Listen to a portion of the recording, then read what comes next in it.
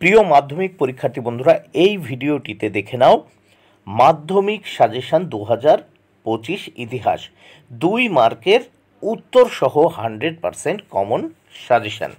তাহলে দেরি না করে দেখে নেওয়া যাক 100% কমন 2 মার্কের উত্তর সহ সাজেশন। এখানে দেখো 2টি অথবা 3টি বাক্যের নিচের প্রশ্নগুলির উত্তর দাও, যে কোনো 11টি প্রশ্ন। এই 11টি প্রশ্ন লিখতে আসবে, এর জন্য মার্ক 22, প্রত্যেকটি প্রশ্নের জন্য মার্ক বরাদ্দ 2। প্রথম প্রশ্ন 1, সামরিক ইতিহাস বলতে কী বোঝো? উত্তর, প্রাচীনকাল থেকে সংঘর্ষের মাধ্যমে ইতিহাসের গতি বয়ে চলেছে। যুদ্ধের প্রেক্ষাপট, যুদ্ধাস্ত্রের বিবর্তন, সামরিক বাহিনীর প্রকৃতি ও সমর কুশলতা, যুদ্ধের প্রকৃতি ও প্রভাবকে তুলে ধরা হলো সামরিক ইতিহাস। সামরিক ইতিহাস। 2, ইতিহাসের উপাদানরূপে সংবাদপত্রের গুরুত্ব কী? উত্তর, ইতিহাসের উপাদানরূপে সংবাদপত্রের গুরুত্বগুলি হল: প্রথমত, সংবাদপত্র কীভাবে জনমত গঠনে সাহায্য করে তা জানা যায়।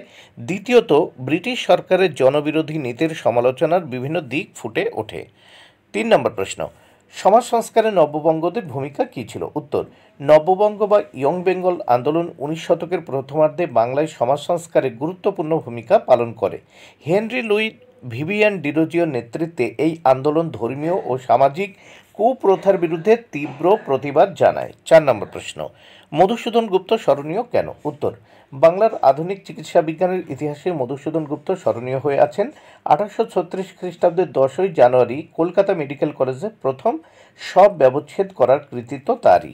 5 নম্বর প্রশ্ন, ফরাজি আন্দোলনের ব্যর্থতার কারণ কি? উত্তর, দুদু মিয়ার কোনো যোগ্য উত্তরাধিকারী ছিল না, তাই নেতৃত্বের অভাবে আন্দোলন দুর্বল হয়ে পড়ে। অপরদিকে ভারতীয় জাতীয় কংগ্রেসের জাতীয়তাবাদী আন্দোলনের প্রভাবে এই আন্দোলন চাপা পড়ে যায়। এভাবেই ফরাজি আন্দোলনের সমাপ্তি ঘটে। দক্ষিণ পশ্চিম সীমান্ত এজেন্সি কেন গড়ে উঠেছিল?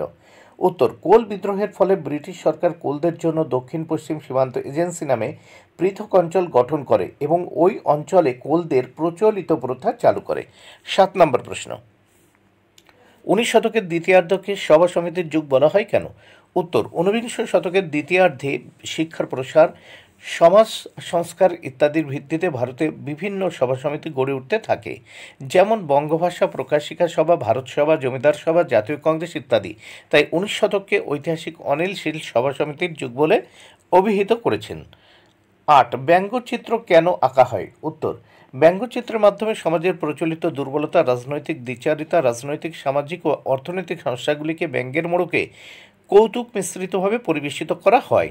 যেমন গগনেন্দ্রনাথ ঠাকুর ব্যঙ্গচিত্রের মাধ্যমে ব্রিটিশ অপশাসন, কলকাতার বাবু সম্প্রদায়ের মানুষের ভণ্ডামি ইত্যাদি বিষয়গুলি প্রকাশ করেন। 9 নম্বর প্রশ্ন, জমিদার সভা ও ভারত সভার মধ্যে 2টি পার্থক্য লেখো। উত্তর, 19 শতকে গড়ে ওঠা জমিদার সভা ও ভারত সভার মধ্যে 2টি মৌলিক পার্থক্য ছিল। 1, জমিদার সভা ছিল মূলত জমিদার ও ধনী ব্যবসায়ীদের সংগঠন। অন্যদিকে ভারত সভা সর্বস্তরের মানুষকে নিয়ে গণসংগঠন গড়ে তুলেছিল।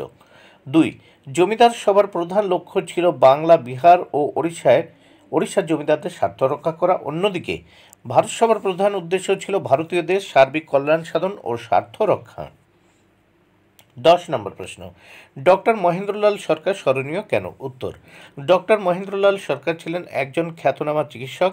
1876 খ্রিস্টাব্দে কলকাতার বউবাজার স্ট্রিটে Indian association for the cultivation of science বা IACS প্রতিষ্ঠা করেন। 11 নম্বর প্রশ্ন, একা আন্দোলন শুরু হয় কেন? উত্তর, এই আন্দোলনের একজন নেতার নাম লেখো। উত্তর দেখে নেওয়া যাক। কৃষকদের উপর অতিরিক্ত 50% কর বৃদ্ধি, কর আদায়ে সীমাহীন অত্যাচার, প্রভুর জমি ও খামারে কৃষকদের বিনা বেতনে বেকার শ্রমদানের বিরুদ্ধে একা আন্দোলন শুরু হয়েছিল। একা আন্দোলনের একজন উল্লেখযোগ্য নেতার নাম মাদারিপাসি। 12 নম্বর প্রশ্ন, আল্লুরি সীতারাম রাজু কে ছিলেন? উত্তর, আল্লুরি সীতারাম রাজু একজন ভারতীয় বিপ্লবী, যিনি ভারতে ব্রিটিশ ঔপনিবেশিক শাসনের বিরুদ্ধে সশস্ত্র বিদ্রোহ করেছিলেন। 13 নম্বর প্রশ্ন, রশিদ আলী দিবস কেন পালিত হয়েছিল? উত্তর, 1946 খ্রিস্টাব্দে ব্রিটিশদের হাতে বন্দী আজাদ হিন্দ বাহিনীর অন্যতম সেনাপতি রশিদ আলীর বিচার হয়। বিচারে 7 বছরের সশ্রম কারাদণ্ডে দণ্ডিত হন তিনি। এই দণ্ডের প্রতিবাদে মুসলিম ছাত্রলীগ কলকাতায় 1946 খ্রিস্টাব্দের 12ই ফেব্রুয়ারি দিনটি রশিদ আলী দিবস হিসেবে পালনের কথা ঘোষণা করে। 14 নম্বর প্রশ্ন, দীপালি সংঘ কেন প্রতিষ্ঠিত হয়? উত্তর, ঢাকা বিশ্ববিদ্যালয়ের ইংরেজি বিভাগের ছাত্রী ও স্বাধীনতা সংগ্রামী লীলা নাগ 1923 খ্রিস্টাব্দে দীপালি সংঘ প্রতিষ্ঠা করেন। দীপালি সংঘ প্রতিষ্ঠার কারণ: 1. নারী শিক্ষার উন্নয়ন। খ.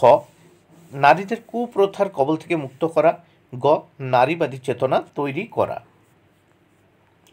15 নম্বর প্রশ্ন, গুরুচাঁদ ঠাকুর স্মরণীয় কেন? উত্তর: গুরুচাঁদ ঠাকুর একজন বাঙালি হিন্দু সমাজ সংস্কারক ও শিক্ষাব্রতী। তিনি মতুয়া মহাসংঘ উন্নয়ন, দলিত হিন্দুদের শিক্ষা ও সামাজিক উন্নয়নের পথিকৃৎ। তৎকালীন ব্রাহ্মণ কর্তৃক চণ্ডাল তথা নিচু জাতের প্রতি নিপীড়ন ও শিক্ষার অধিকার থেকে বঞ্চিত করা সকল প্রতিবন্ধকতা দূর করে নমশূদ্র নামকরণ করেন। 16 নম্বর প্রশ্ন, রাজ্য পুনর্গঠন কমিশন কেন গঠিত হয়েছিল? উত্তর: 1953 খ্রিস্টাব্দের রাজ্য পুনর্গঠন কমিশন গঠিত হয় এবং মাদ্রাজ প্রদেশের তেলুগু ভাষাভাষী অঞ্চল নিয়ে পৃথক রাজ্য গঠনের দাবিতে অনশন করে পত্তি শ্রী রামালু মৃত্যুবরণ করার পর কেন্দ্রীয় সরকার রাজ্য পুনর্গঠন কমিশন গঠন করে। 17 নম্বর প্রশ্ন, আত্মজীবনী কিভাবে ইতিহাসের উপাদান হিসেবে ব্যবহৃত হতে পারে? উত্তর: আধুনিক ইতিহাস চর্চার উপাদানগুলির মধ্যে অন্যতম বিভিন্ন ব্যক্তির আত্মজীবনী। কারণ প্রথমত এ ধরনের রচনায় সমাজে নানান স্তরের মানুষের জীবনের বিভিন্ন ঘটনার উল্লেখ থাকে, যেগুলি তারা ব্যক্তিগতভাবে প্রত্যক্ষ করে। এই ঘটনাগুলির মাধ্যমে সমকালের ইতিহাস ও সংস্কৃতি ধরা থাকে।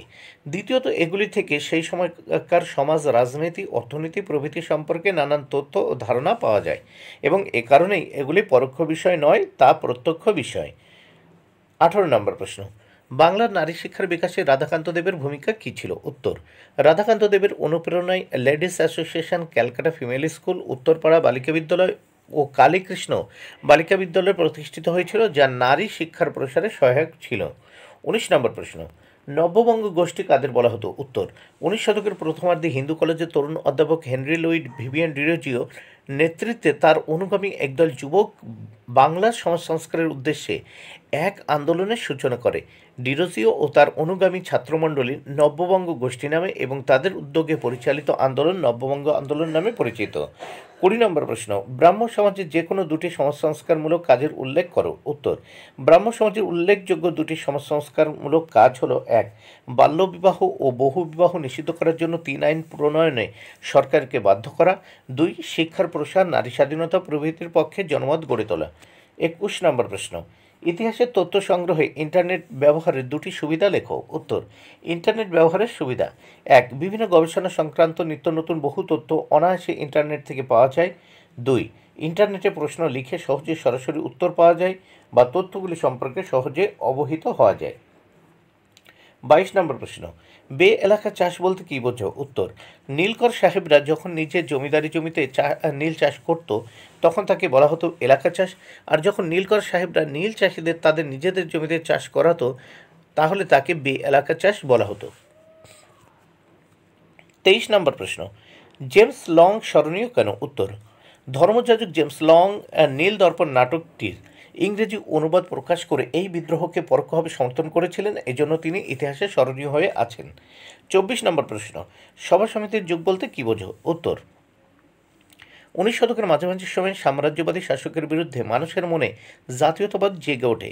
ওই সময় প্রথমে বাংলায় ও ক্রমে ক্রমে অন্যান্য প্রদেশেও বিভিন্ন সভা সমিতি গড়ে উঠতে থাকে।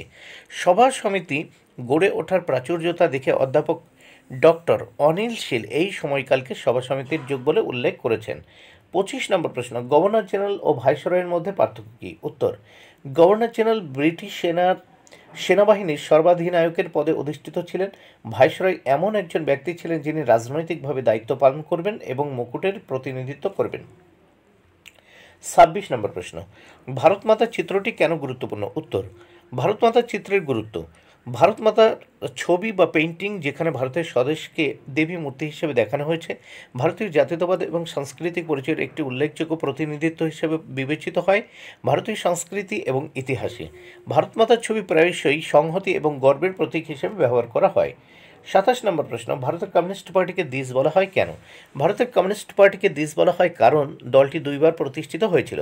1920 খ্রিস্টাব্দে রাশিয়ার তাসকান মানবেন্দ্রনাথ রায়ের নেতৃত্বে প্রথম ভারতের কমিউনিস্ট পার্টি প্রতিষ্ঠিত হয়েছিল। দ্বিতীয়বার 1925 খ্রিস্টাব্দে কানপুরে কমিউনিস্ট পার্টির প্রতিষ্ঠা হয়েছিল। 28 নম্বর প্রশ্ন, জাতীয় কংগ্রেস কবে কোথায় পূর্ণ স্বাধীনতার ডাক দিয়েছিল? উত্তর, জাতীয় কংগ্রেস 1929 সালের লাহোর কংগ্রেসের অধিবেশনে পূর্ণ স্বরাজ বা সম্পূর্ণ স্বাধীনতার দাবি জোরদারভাবে ঘোষণা করা হয়েছিল। 29 নম্বর প্রশ্ন, তাম্রলিপ্ত জাতীয় সরকার কি? উত্তর, 1942 খ্রিস্টাব্দের 17 ডিসেম্বর তাম্রলিপ্ত জাতীয় সরকার গঠিত হয়। ব্রিটিশ শাসনকালে এটি ছিল স্বাধীনতা সংগ্রামীদের সমান্তরাল জাতীয় সরকার। সর্বাধিনায়ক হন বিপ্লবী সতীশচন্দ্র সামন্ত। এই সরকারের বিভিন্ন বাহিনী গঠিত হয়। 30 নম্বর প্রশ্ন, তেভাগা আন্দোলনের নাম তেভাগা হয়েছিল কেন? উত্তর, ভূমিহীন কৃষকদের দাবি ছিল উৎপাদিত ফসলের 3 ভাগের 1 ভাগ পাবে জমিদার মালিকেরা আর 2 ভাগ পাবে কৃষকেরা। 3 ভাগের 1 ভাগ অর্থাৎ তেভাগা থেকে আন্দোলনের নাম হয় তেভাগা আন্দোলন। 1946 সালে আন্দোলন শুরু হয়ে পূর্ববঙ্গ পশ্চিমবঙ্গে ছড়িয়ে পড়ে। এই আন্দোলনের সাথে কৃষক সমাজ প্রত্যক্ষভাবে জড়িয়ে পড়ে। দেশীয় রাজ্য বলতে কি বোঝো? উত্তর, ঔপনিবেশিক ভারতে প্রত্যক্ষভাবে ব্রিটিশ শাসিত এলাকা ছাড়াও এদেশীয় রাজা বা শাসক দ্বারা স্বায়ত্তশাসিত রাজ্যের অস্তিত্ব ছিল। এই রাজ্যগুলি দেশীয় রাজ্য নামে পরিচিত ছিল, যেমন হায়দ্রাবাদ, কাশ্মীর, জুনাগড়, মহীশূর, বরোদা রাজ্য। 32 নম্বর প্রশ্ন, পত্তি শ্রীরামলু কে ছিলেন? উত্তর, বিশিষ্ট স্বাধীনতা সংগ্রামী পত্তি শ্রীরামলু পৃথক অন্ধ্রপ্রদেশের দাবিতে 1952 খ্রিস্টাব্দের 19 অক্টোবর অনশন শুরু করে এবং 58 দিন অনশনের পর তার মৃত্যু হয়। তার মৃত্যুর পর 3 দিন ধরে অন্ধ্রপ্রদেশ চরম বিক্ষোভে চলে যায়। অবশেষে পৃথক অন্ধ্রপ্রদেশের জন্ম হয়। তাকে পৃথক অন্ধ্রপ্রদেশের উদ্গাতা বলা হয়। 33 নম্বর প্রশ্ন, নতুন সামাজিক ইতিহাস চর্চার প্রধান বৈশিষ্ট্য কী? উত্তর, পরিবর্তনের ধারার ইতিহাসের সঙ্গে সঙ্গে ইতিহাস চর্চাতে নিত্য নতুন পরিবর্তন এসেছে। 1960-1970-এর দশকে আধুনিক ইতিহাস চর্চা নতুন সামাজিক ইতিহাস চর্চা বিশেষত্ব লাভ করেছে। বৈশিষ্ট্য, সামগ্রিক ইতিহাস, নতুন সামাজিক ইতিহাসে রাজনৈতিক অর্থনৈতিক বিষয়ের পাশাপাশি মানব জীবনের সামগ্রিক দিক আলোচ্য বিষয় হয়ে উঠেছে। সাধারণ মানুষের কথা, নতুন সামাজিক ইতিহাসে সমাজের নিচু তলার মানুষ এবং বিভিন্ন সামাজিক শ্রেণীর মানুষের ইতিহাস গুরুত্ব লাভ করেছে। 32, ইতিহাসের উপাদান হিসেবে আত্মজীবনী গুরুত্বপূর্ণ কেন? উত্তর, আধুনিক ইতিহাস চর্চার উপাদানগুলির মধ্যে অন্যতম হল বিভিন্ন ব্যক্তির আত্মজীবনী। কারণ প্রথমত, এ ধরনের রচনায় সমাজের নানান স্তরের মানুষের জীবনের বিভিন্ন ঘটনার উল্লেখ থাকে, যেগুলি তারা ব্যক্তিগতভাবে প্রত্যক্ষ করেছেন এবং এই ঘটনাগুলির মাধ্যমে সমকালের ইতিহাস ও সংস্কৃতি ধরা থাকে। দ্বিতীয়ত, এগুলি থেকে সেই সময়কার সমাজ, রাজনীতি, অর্থনীতি প্রভৃতি সম্পর্কে নানান তথ্য ও ধারণা পাওয়া যায় এবং এ কারণে এগুলি পরোক্ষ বিষয় নয়, তা প্রত্যক্ষ বিষয়। 33, চার্লস উডের দেশবাস কি? উত্তর, স্যার চার্লস উড ছিলেন ব্রিটিশ ইস্ট ইন্ডিয়া কোম্পানির বোর্ড অব কন্ট্রোলের সভাপতি। তিনি 1854 খ্রিস্টাব্দে ভারতের শিক্ষা ব্যবস্থার সার্বিক পরিবর্তনের জন্য একটি নির্দেশনামা পেশ করেন, যা উডের প্রতিবেদন বা ডেসবাস নামে পরিচিত। 34 নম্বর প্রশ্ন, সন্ন্যাসী ফকির বিদ্রোহের চরিত্র কেমন ছিল? উত্তর, 1763 খ্রিস্টাব্দে শুরু হওয়া সন্ন্যাসী ও ফকির বিদ্রোহ ছিল বাংলায় ব্রিটিশ শাসনের বিরুদ্ধে প্রথম প্রতিবাদ ও প্রতিরোধ আন্দোলন। বিভিন্ন পণ্ডিত এই বিদ্রোহের বিভিন্ন চরিত্র উল্লেখ করে থাকেন। সন্ত্রাসবাদী চরিত্র, লর্ড ওয়ারেন হেস্টিংস সন্ন্যাসী ও ফকির বিদ্রোহের মধ্যে সন্ত্রাসবাদী চরিত্র লক্ষ্য করেছেন।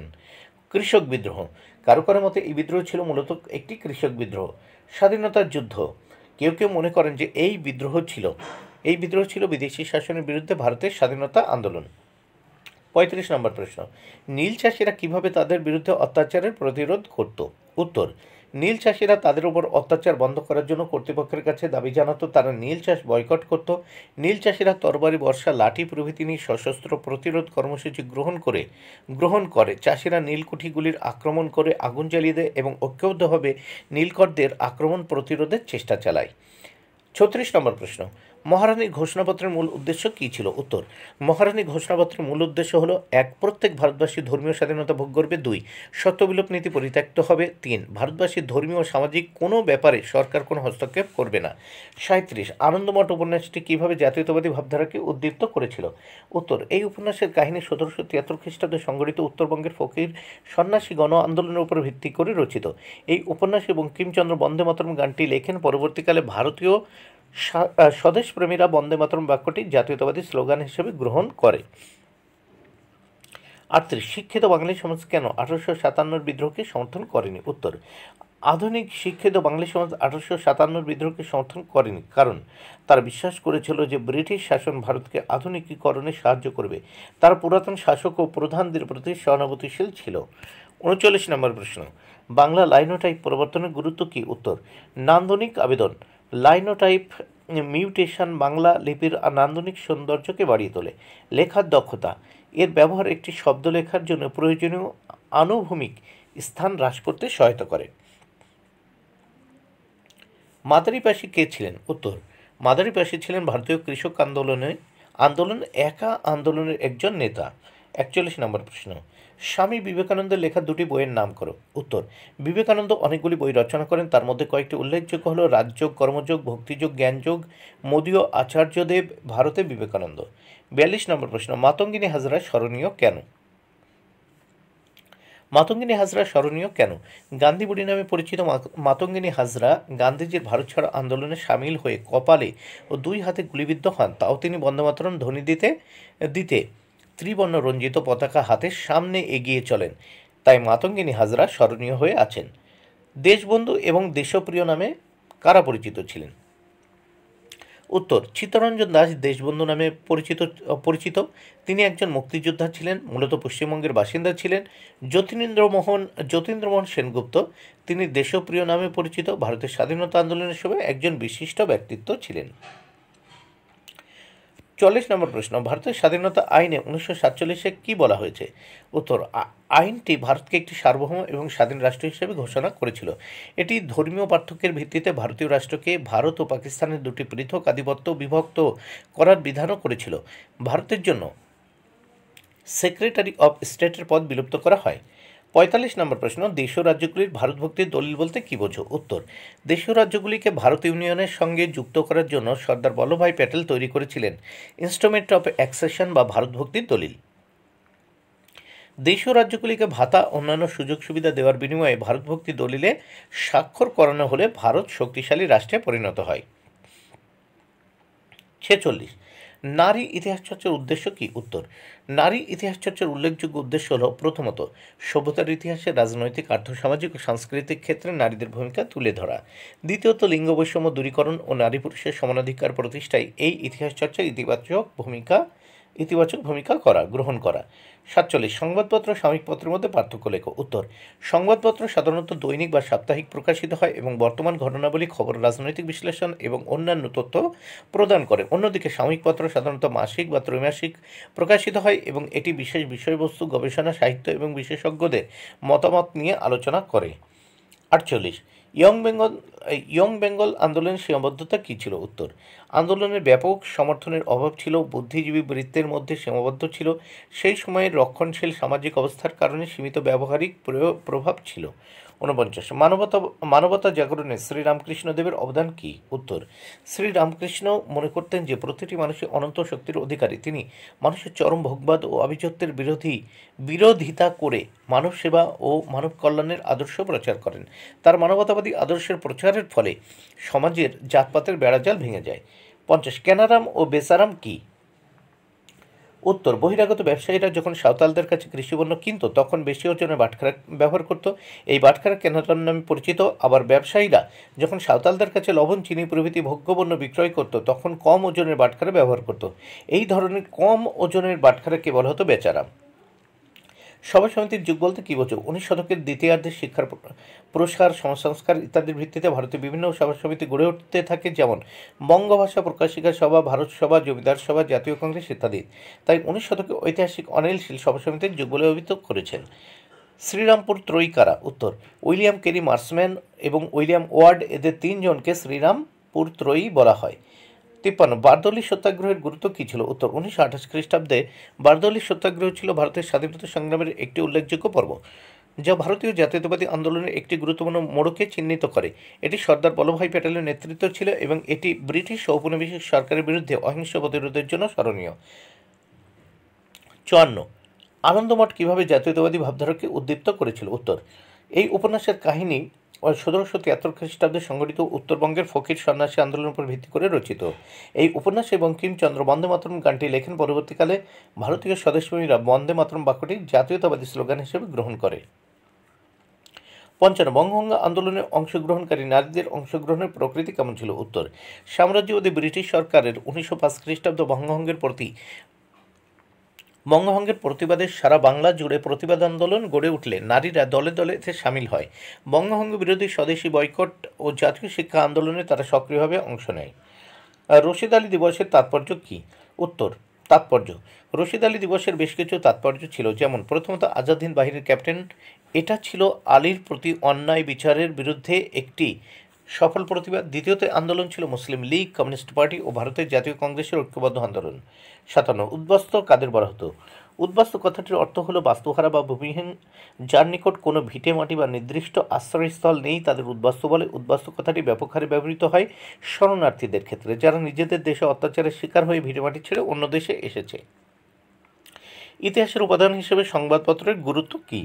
উত্তর, ইতিহাসের উপাদানরূপে সংবাদপত্রের গুরুত্বগুলি হলো, প্রথমত, সংবাদপত্র কীভাবে জনমত গঠনে সাহায্য করে তা জানা যায়। দ্বিতীয়ত, ব্রিটিশ সরকারের জনবিরোধী নীতির সমালোচনার বিভিন্ন দিক ফুটে ওঠে।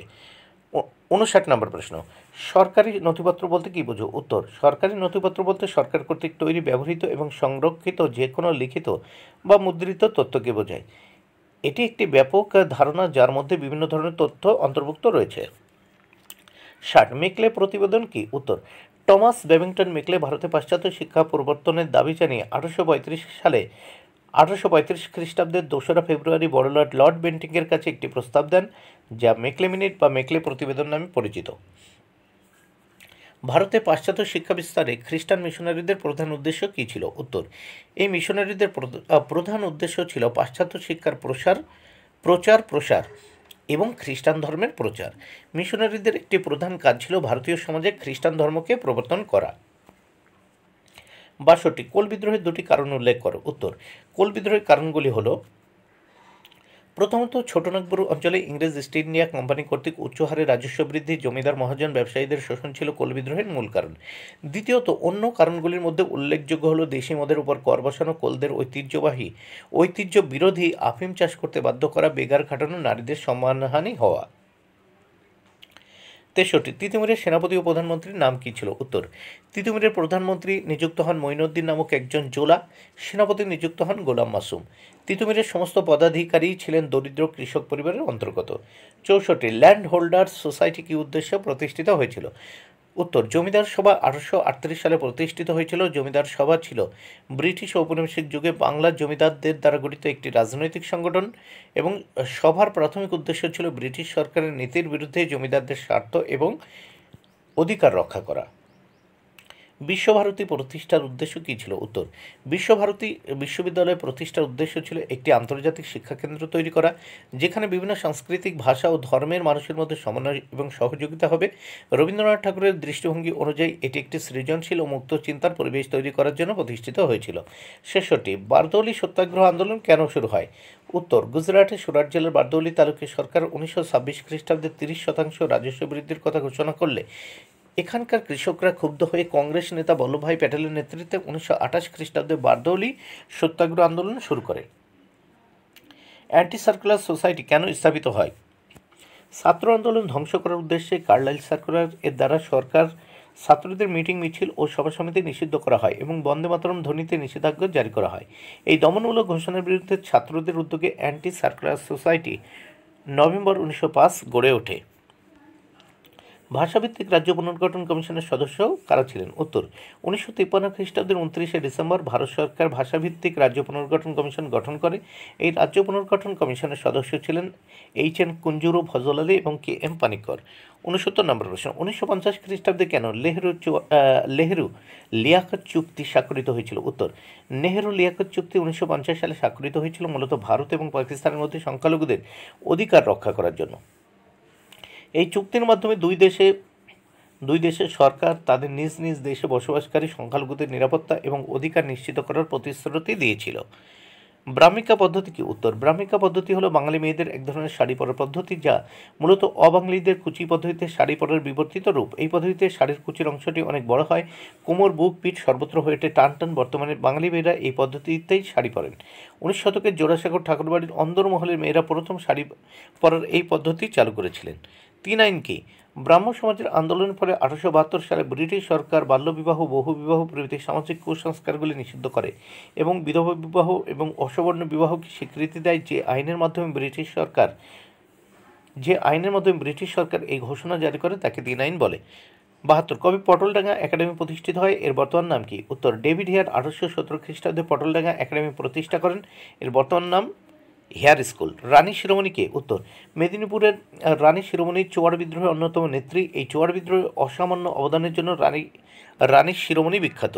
74 কে কাদের বাউল বা পাগলপন্থী ধর্মে দীক্ষিত করে? তাদের সাম্যবাদী আদর্শে দীক্ষিত করে। উত্তর, ফকির করিম শাহ গারো উপজাতির মানুষদের বাউল বা পাগলপন্থী ধর্মে দীক্ষিত করে তাদের সাম্যবাদী আদর্শে দীক্ষিত করে।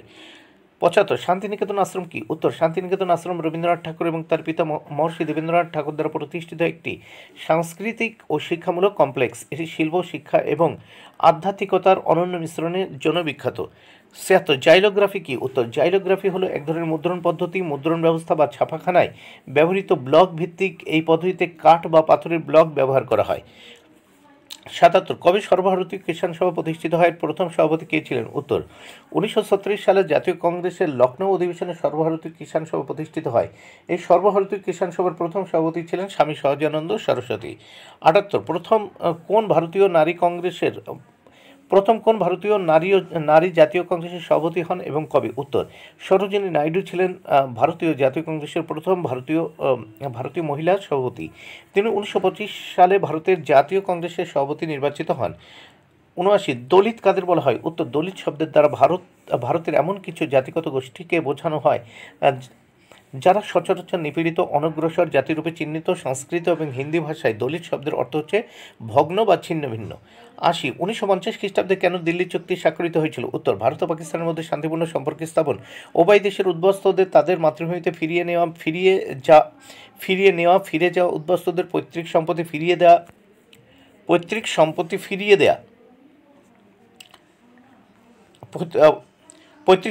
ফিরিয়ে দেয়া অপহৃত উদ্বাস্তু নারীদের ফিরিয়ে দেওয়া এবং সংখ্যালঘুদের অধিকার সুনিশ্চিত করা প্রভৃতি উদ্দেশ্যে 1950 খ্রিস্টাব্দে ভারত ও পাকিস্তানের মধ্যে দিল্লি চুক্তি স্বাক্ষরিত হয়। 82 আধুনিক ভারতের ইতিহাস চর্চা উপাদানরূপে সরকারি নথিপত্রের সীমাবদ্ধতা কী?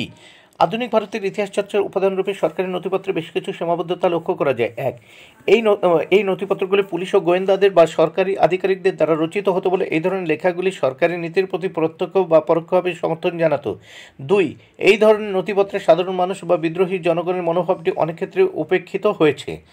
83 নম্বর প্রশ্ন, ভারতের জাতীয়তাবাদের ইতিহাসে 1911 খ্রিস্টাব্দ গুরুত্বপূর্ণ কেন?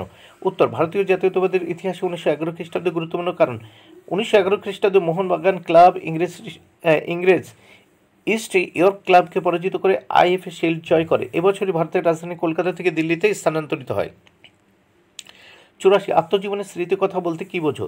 উত্তর, আত্মজীবনী হলো একজন ব্যক্তির জীবনের একটি বিস্তৃত বিবরণ যা সেই ব্যক্তির লেখা, যেখানে স্মৃতিকথা হলো একজন ব্যক্তির জীবনের একটি নির্দিষ্ট দিকের স্মৃতি যা সেই ব্যক্তির দ্বারা লেখা। 85 কাদম্বিনী বসু গঙ্গোপাধ্যায় স্মরণীয় কেন? উত্তর, কাদম্বিনী গঙ্গোপাধ্যায় ইতিহাসে স্মরণীয় হয়ে আছেন কারণ তিনি ছিলেন ব্রিটিশ ভারতে প্রথম দুজন নারী স্নাতকের একজন। ইউরোপীয় চিকিৎসাশাস্ত্রে শিক্ষিত দক্ষিণ এশিয়ার প্রথম নারী চিকিৎসক ছিলেন কাদম্বিনী গঙ্গোপাধ্যায়। 86 সন্ন্যাসী ফকির বিদ্রোহ ব্যর্থ হলো কেন? উত্তর, সন্ন্যাসী ফকির বিদ্রোহ ব্যর্থতার কারণ 1 সুযোগ্য নেতৃত্ব ও নেতাদের অভিজ্ঞতার অভাব এবং সাংগঠনিক দুর্বলতা। 2 সঠিক পরিকল্পনার অভাব ও যোগাযোগ ব্যবস্থার অপ্রতুলতা। 3 আদর্শহীনতা এবং সাম্প্রদায়িক অনৈক্য। 87 নীল বিদ্রোহে খ্রিস্টান মিশনারিদের ভূমিকা কিরূপ ছিল? উত্তর, খ্রিস্টান মিশনারিরা নীল বিদ্রোহের প্রথম বিদ্রোহীদের পাশে দাঁড়িয়েছিলেন।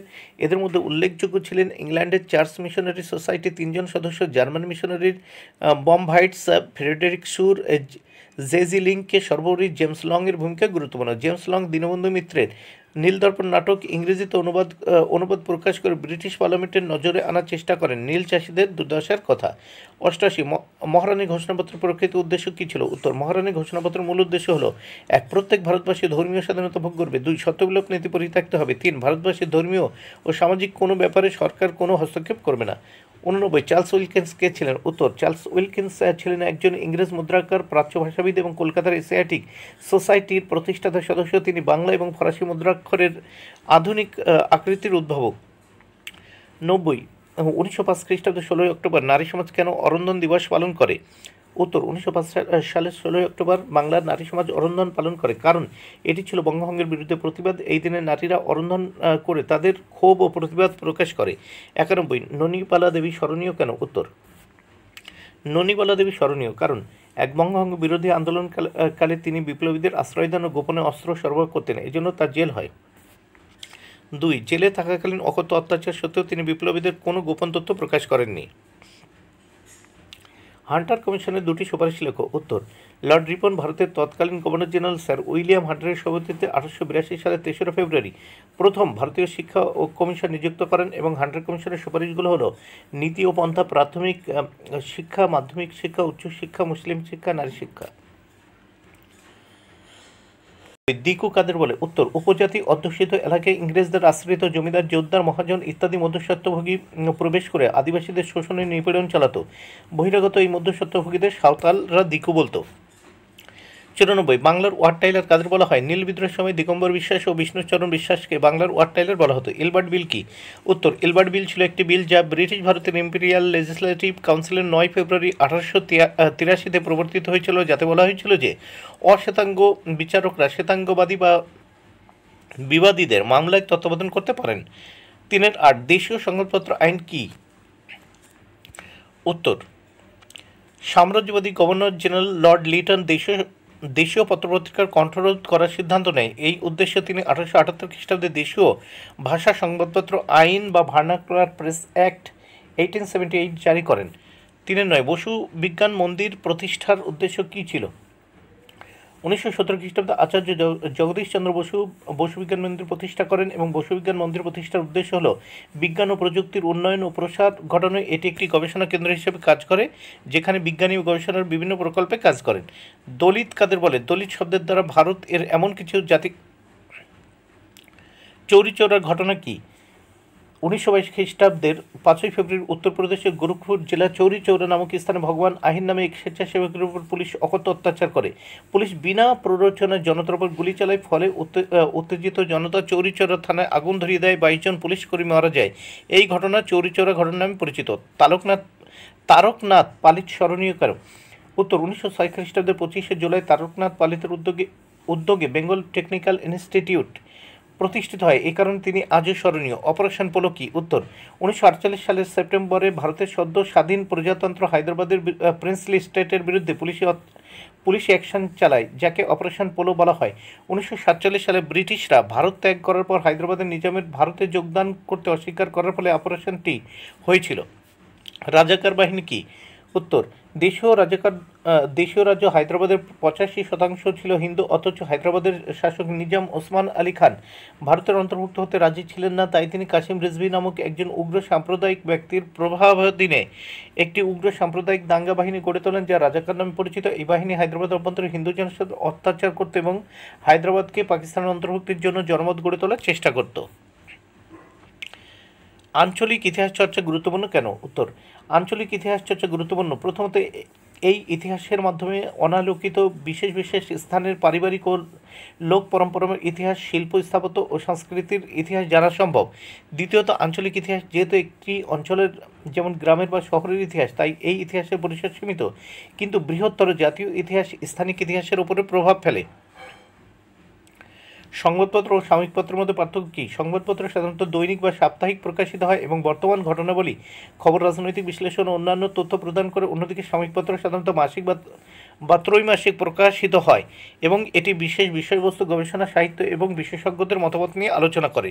ওডের নির্দেশনামা কি? উত্তর ভারতবর্ষের শিক্ষার ক্ষেত্রে বিভিন্ন সমস্যার সমাধান করার জন্য এবং ভারতে ইংরেজি শিক্ষার প্রসারকে গুরুত্ব দিয়ে 1854 খ্রিস্টাব্দে বোর্ড অব কন্ট্রোলের সভাপতি স্যার উডস যে নির্দেশনামা জারি করেন তাকে ওডের নির্দেশনামা বা ওডের ডিসপাস বলা হয়।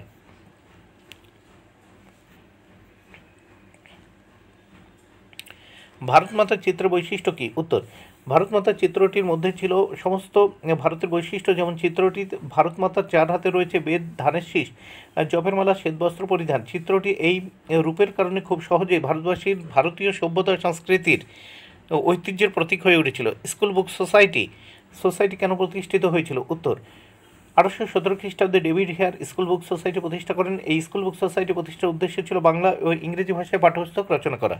রম্পা বিদ্রোহ কি? 1922 থেকে 24 খ্রিস্টাব্দে অন্ধ্রপ্রদেশের গোদাবরী উপত্যকায় রম্পা উপজাতির কৃষকরা আল্লুরি সীতারাম রাজুর নেতৃত্বে বিদ্রোহ করে। এটি ইতিহাসে রম্পা বিদ্রোহ নামে পরিচিত। দুকড়ি দেবী কে ছিলেন? দুকড়িবালা দেবী ব্রিটিশ বিরোধী স্বাধীনতা আন্দোলনের একজন নারী বিপ্লবী। বঙ্গভঙ্গ বিরোধী আন্দোলনে তিনি সক্রিয়ভাবে অংশগ্রহণ করেন। তিনি ছিলেন বাংলার প্রথম দিকে নারী বিপ্লবীদের মধ্যে অন্যতম। ব্রিটিশ শাসক দ্বারা তিনিই প্রথম সশ্রম কারাদণ্ড প্রাপ্ত নারী ছিলেন। পুনর্বাসনের যুগ বলতে কী বোঝো? 1947 খ্রিস্টাব্দে দেশভাগ হওয়ার পর থেকে পাকিস্তানে প্রচুর সংখ্যালঘু মানুষ উদ্বাস্তু হয়ে ভারতে আশ্রয় নেয়। ভারত সরকার প্রথম 5 বছর যথেষ্ট গুরুত্ব দিয়ে এই উদ্বাস্তুদের পুনর্বাসনের ব্যবস্থা করেন। এই জন্য 1947 থেকে 1952 খ্রিস্টাব্দ পর্যন্ত সময়কালকে পুনর্বাসনের যুগ বলা হয়। দ্বার কমিশন কেন গঠন করা হয়েছিল? 1948 সালের 17 জুন গণপরিষদের সভাপতি রাজেন্দ্র প্রসাদ ভাষাগত ভিত্তিতে রাজ্যগুলিকে পুনর্গঠিত করা উচিত কিনা তা সুপারিশ করার জন্য দ্বার কমিশন গঠন করার সিদ্ধান্ত নেন। ইন্টারনেট ব্যবহারের সুবিধা অসুবিধা। ইন্টারনেট ব্যবহারের সুবিধা। বিভিন্ন গবেষণা সংক্রান্ত নিত্য নতুন বহু তথ্য অনায়াসে ইন্টারনেট থেকে পাওয়া যায়। 2. ইন্টারনেটে প্রশ্ন লিখে সহজে সরাসরি উত্তর পাওয়া যায় বা তথ্যগুলি সম্পর্কে সহজে অবহিত হওয়া যায়। অসুবিধা। ইতিহাসের তথ্য সংগ্রহে ইন্টারনেট ব্যবহারের অসুবিধা হলো ইন্টারনেট থেকে প্রাপ্ত তথ্য অনেক সময় অসম্পূর্ণ থাকে। অনেক ক্ষেত্রে ইন্টারনেটের অসত্য বা অর্ধসত্য তথ্য গবেষণার গুণগত মান কমিয়ে দেয়। বামাবধিনী সভা কে কোন বছর প্রতিষ্ঠা করেন? উমেশচন্দ্র দত্ত কয়েকজন তরুণ ব্রাহ্মণকে নিয়ে 1863 খ্রিস্টাব্দে বামাবধিনী সভা প্রতিষ্ঠা করেন। 1813 সনদের শিক্ষা বিষয়ে কী বলা হয়েছিল? উত্তর, ব্রিটিশ পার্লামেন্ট 1813 সালের চার্টার অ্যাক্ট বা সনদ আইন পাশ করে ঘোষণা করে যে ইস্ট ইন্ডিয়া কোম্পানি প্রতি বছর 1 লক্ষ টাকা ভারতীয় জনশিক্ষার জন্য ব্যয় করবে। কার শাসনকালে কোন বছর কলকাতা বিশ্ববিদ্যালয় গড়ে উঠেছিল? ভারতের গভর্নর জেনারেল লর্ড ক্যানিং এর শাসনকালে 1857 সালে কলকাতা বিশ্ববিদ্যালয় গড়ে উঠেছিল। বন বিভাগ ও প্রথম ভারতীয় অরণ্য আইন কোন বছর প্রতিষ্ঠিত হয়েছিল? 1864 খ্রিস্টাব্দে ব্রিটিশ সরকার বন বিভাগ গঠন করে। এরপর 1865 খ্রিস্টাব্দে প্রথম ভারতীয় অরণ্য আইন পাশ হয়। রংপুর বিদ্রোহ কোন বছর কার বিরুদ্ধে হয়? 1783 খ্রিস্টাব্দে কোম্পানির ইজারাদার দেবী সিংহের অত্যাচারের বিরুদ্ধে রংপুরের কৃষকদের বীরত্বপূর্ণ সংগ্রাম সংগঠিত হয়েছিল। খুদকাটি প্রথা কি? খুদকাটি কথার অর্থ ছিল জমির যৌথ মালিকানা। এই প্রথা অনুযায়ী মুন্ডারা দীর্ঘদিন ধরে গোষ্ঠীবদ্ধভাবে জমির যৌথ মালিকানা ভোগ করত। কিন্তু ভারতে ব্রিটিশ শাসনের আবির্ভাবের সঙ্গে সঙ্গে আদিবাসীদের পুরনো ভূমি ব্যবস্থার অবসান ঘটে এবং সেখানে জমি জরিপ ও ব্যক্তিগত মালিকানার আবির্ভাব হয়।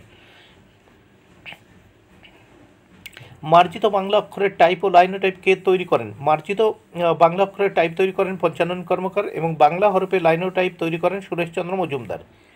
জাতীয় শিক্ষা পরিষদ কেন গঠিত হয়েছিল? 1906 খ্রিস্টাব্দে প্রতিষ্ঠিত জাতীয় শিক্ষা পরিষদ উদ্দেশ্য ছিল 1. ব্রিটিশ প্রবর্তিত শিক্ষানীতির বিরোধিতা করা। 2. দেশের প্রয়োজনে স্বদেশী ধাঁচে এক বিকল্প শিক্ষাব্যবস্থা গড়ে তোলা। হালি প্রথা কোথায় প্রচলিত হয়েছিল?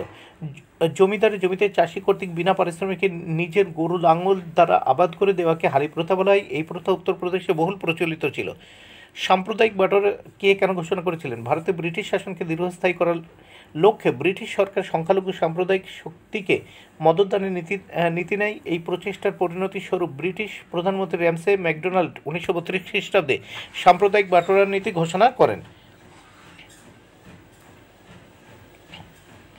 শ্রীরামপুর ত্রয়ী কাদের বলা হয়? শ্রীরামপুর মিশনের William Ward Carey, Joshua Marshman, William Ward Serampore ত্রয়ী নামে পরিচিত। পাইকান জমি কি? মেদিনীপুর, বাঁকুড়া, ধলভূম অঞ্চলের পাইকরা বেতনের পরিবর্তে জমিদারদের কাছ থেকে যে নিষ্কর জমি লাভ করে তা পাইকান জমি নামে পরিচিত। কোম্পানি সরকার ও জমির ওপর রাজস্ব ধার্য করলে পাইকরা জমিদারদের সঙ্গে বিদ্রোহ অংশগ্রহণ করে। 3 কাঠিয়া প্রথা কি? ভারতবর্ষের বিহারের চম্পারণ এলাকায় প্রতি বিঘা জমিতে অর্থাৎ 20 কাঠা জমি 3 কাঠাতে কৃষকরা নীল চাষ করতে বাধ্য ছিলেন। এই প্রথা 3 কাঠিয়া প্রথা নামে পরিচিত। এই প্রথার বিরুদ্ধে মহাত্মা গান্ধী 1917 খ্রিস্টাব্দে চম্পারণ সত্যাগ্রহ শুরু করেছিলেন। হালি প্রথা কি? হালি প্রথা গুজরাটের সুরাট জেলায় বিশেষ করে সুরাটের বারদৌলি তালুকে চালু ছিল। হালি প্রথা অনুসারে বারদৌলির নিম্ন বর্ণের কালিপ্রাজ শ্রেণীভুক্ত কৃষকরা উচ্চ বর্ণের জমি মালিকদের অধীনে শ্রমিকের কাজ করত। ভগিনী সেনা কি? ভারত ছাড়ো আন্দোলনকারী বাংলার মেদিনীপুরের তাম্রলিপ্ত জাতীয় সরকার প্রতিষ্ঠার পাশাপাশি গ্রামীণ মহিলারা ব্রিটিশ বিরোধী প্রতিরোধ সংগ্রাম চালানোর জন্য নারী সংগঠন প্রতিষ্ঠা করে। এই সংগঠন ভগিনী সেনা নামে পরিচিত। ভগিনী সেনা অনেক নারী জেলবন্দী হন, 84 জনের বেশি নারী ধর্ষিতা হন। লক্ষ্মী স্বামীনাথন স্মরণীয় কেন?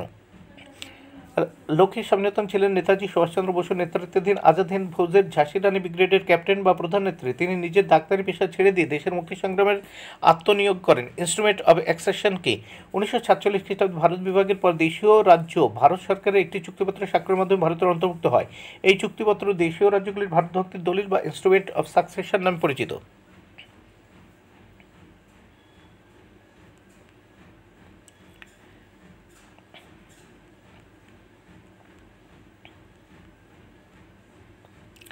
বীণা দাস বিখ্যাত কেন? বীণা দাস ছিলেন ভারতের মুক্তি সংগ্রামে অন্যতম গুরুত্বপূর্ণ বিপ্লবী নেত্রী। তিনি 1932 খ্রিস্টাব্দে কলিকাতা বিশ্ববিদ্যালয়ের সমাবর্তন অনুষ্ঠানে বক্তৃতারত অবস্থায় গভর্নর স্ট্যানলি জ্যাকসনকে লক্ষ্য করে গুলি চালান, কিন্তু তার গুলি লক্ষ্যভ্রষ্ট হয়। কবে কাদের মধ্যে পুনা চুক্তি স্বাক্ষরিত হয়? 1932 খ্রিস্টাব্দে কংগ্রেস নেতা মহাত্মা গান্ধী ও দলিত হিন্দু নেতা ডক্টর ভীমরাও আম্বেদকরের মধ্যে পুনা চুক্তি স্বাক্ষরিত হয়। অপারেশন পোলো কি? অপারেশন পোলো ছিল একটি সামরিক অভিযান যেখানে জেনারেল JN চৌধুরীর নেতৃত্বে ভারতীয় সেনাবাহিনী হায়দ্রাবাদে অভিযান শুরু করে। ফোর্ট উইলিয়াম কলেজ কেন প্রতিষ্ঠিত হয়? ফোর্ট উইলিয়াম কলেজটি 1800 সালের 10 জুলাই কলকাতা ব্রিটিশ ভারতে প্রতিষ্ঠিত হয়েছিল। এটি লর্ড ওয়েলেসলির দ্বারা প্রতিষ্ঠিত হয়েছিল। এই কলেজ প্রতিষ্ঠার মূল উদ্দেশ্য ছিল প্রশাসনকে মসৃণ ও দ্রুত করার জন্যে ব্রিটিশ অফিসারদের ভারতীয় ভাষা শেখানো। হাজী মোহাম্মদ মহসিন বিখ্যাত কেন? হাজী মোহাম্মদ মহসিন ছিলেন 19বিংশ শতকের বাংলার একজন প্রখ্যাত মুসলিম জনহিতৈষী, ধার্মিক, উদার ও জ্ঞানী ব্যক্তি। তার নিজের দানশীলতা ও মহৎ গুণাবলীর জন্য দানবীর খেতাব পেয়েছিলেন। বটতলা প্রকাশনে কি? 19 শতকের ছাপাখানা জগতে 1840 থেকে 70 খ্রিস্টাব্দ পর্যন্ত সময়কালে কলকাতা চোরবাগান, শোভাবাজার, দর্জিপাড়া, জোড়াসাঁকো প্রভৃতি স্থান জুড়ে যেসব প্রকাশনা চলত তা বটতলা প্রকাশনা নামে পরিচিত। সস্তায় বিচিত্র বিষয় ও বিচিত্র রকমের ধর্মকথা, অশ্লীল কথাযুক্ত বাংলা বই ছাপা ছিল এর বিশেষ বৈশিষ্ট্য। দামিন-ই-কোহ কি? দামিন-ই-কোহ কথার অর্থ হলো পাহাড়ের প্রান্তদেশ, রাজমহল পার্বত্য অঞ্চল এবং মুর্শিদাবাদ জেলার কিছু অংশ নিয়ে গঠিত অঞ্চল। এই নামে পরিচিত। ব্রিটিশ ইস্ট ইন্ডিয়া কোম্পানি চিরস্থায়ী বন্দোবস্ত চালু করলে সাঁওতাল সম্প্রদায়ের মানুষেরা তাদের আদি বাসভূমি ছোটনাগপুর, হাজারিবাগ, বাঁকুড়া বীরভূমের বিস্তীর্ণ অঞ্চল ছেড়ে রাজমহল পার্বত্য অঞ্চল সহ মুর্শিদাবাদের কিছু অংশ বসবাস করতে শুরু করে। তারাই অঞ্চলের নাম দেন দামিন-ই-কোহ।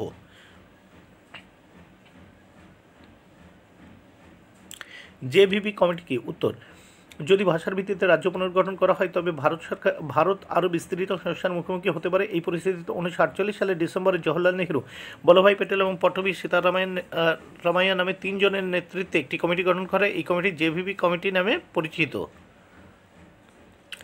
বিদ্রোহ, অভ্যুত্থান ও বিপ্লবের সংজ্ঞা দাও। বিদ্রোহ: কোনো প্রচলিত ব্যবস্থার পরিবর্তনের দাবিতে বিরোধী জনগোষ্ঠীর আন্দোলন সাধারণভাবে বিদ্রোহ নামে পরিচিত। অভ্যুত্থান: কোনো প্রচলিত ব্যবস্থার বিরুদ্ধে নিজ গোষ্ঠীর একাংশের সংগ্রাম সাধারণভাবে অভ্যুত্থান নামে পরিচিত। বিপ্লব: কোনো প্রচলিত ব্যবস্থার দ্রুত ব্যাপক আমূল পরিবর্তনকে বিপ্লব বলা হয়।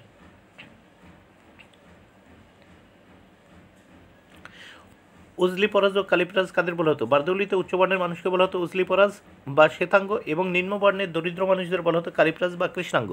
কালিপ্রাজ কৃষকরা উজলি-পরাজ জনগোষ্ঠীর দ্বারা সীমাহীন শোষণ ও অবজ্ঞার শিকার হতো।